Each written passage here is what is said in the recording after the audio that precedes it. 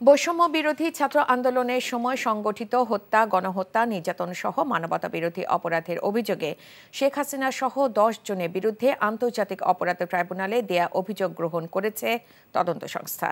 আর মিরপুর 10 নম্বরে আন্দোলনরত শিক্ষার্থী ফয়জুল ইসলাম রাজন নিহতের ঘটনায় সাবেক প্রধানমন্ত্রী শেখ হাসিনা সহ 24 জনের বিরুদ্ধে মামলা হয়েছে আজ। এদিকে সুপ্রিম কোর্টের এক আইনজীবীকে অপহরণের অভিযোগে শেখ হাসিনার বিরুদ্ধে আরেকটি মামলা হয়। তামজিদ সুমনের রিপোর্ট।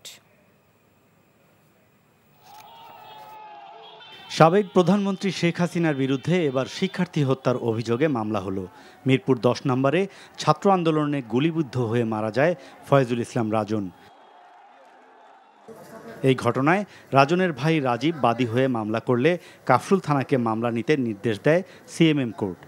শেখ হাসিনা ছাড়াও 24 জনের মধ্যে মামলায় উল্লেখযোগ্য ব্যক্তি হচ্ছেন আওয়ামী লীগের সাধারণ সম্পাদক ওবায়দুল কাদের, সাবেক স্বরাষ্ট্রমন্ত্রী আসাদুজ্জামান খান কামাল, সাবেক আইনমন্ত্রী আনিসুল হক, জাহাঙ্গীর কবির নানক, সাবেক পররাষ্ট্রমন্ত্রী হাসান মাহমুদ। শেখ হাসিনা সহ তার মন্ত্রী পরিষদ এবং আওয়ামী লীগ যুবলীগের পুলিশের ঊর্ধ্বতন কর্মকর্তা সহ মোট 24 জনের বিরুদ্ধে এই মামলাটিকে নিয়মিত এফআইআর বা এজাহার হিসেবে গণ্য করে তদন্ত এবং গ্রেপ্তারপূর্বক যথাযথ আইনগত ব্যবস্থা গ্রহণের জন্য কাফরুল থানাকে নির্দেশ প্রদান করেছেন।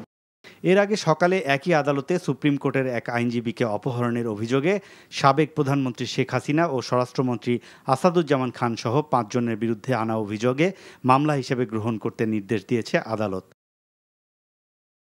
এদিকে বৈষম্য বিরোধী ছাত্র আন্দোলনের সময় সংগঠিত হত্যা, গণহত্যা, নির্যাতন সহ মানবতা বিরোধী অপরাধের অভিযোগে শেখ হাসিনা সহ 10 জনের বিরুদ্ধে আন্তর্জাতিক ট্রাইব্যুনালে দেয়া অভিযোগ গ্রহণ করেছে তদন্ত সংস্থা।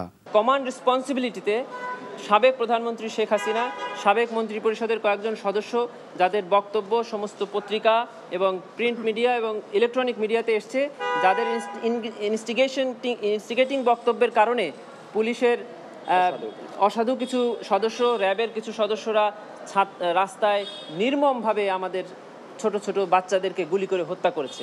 এটা গণহত্যা হয়েছে।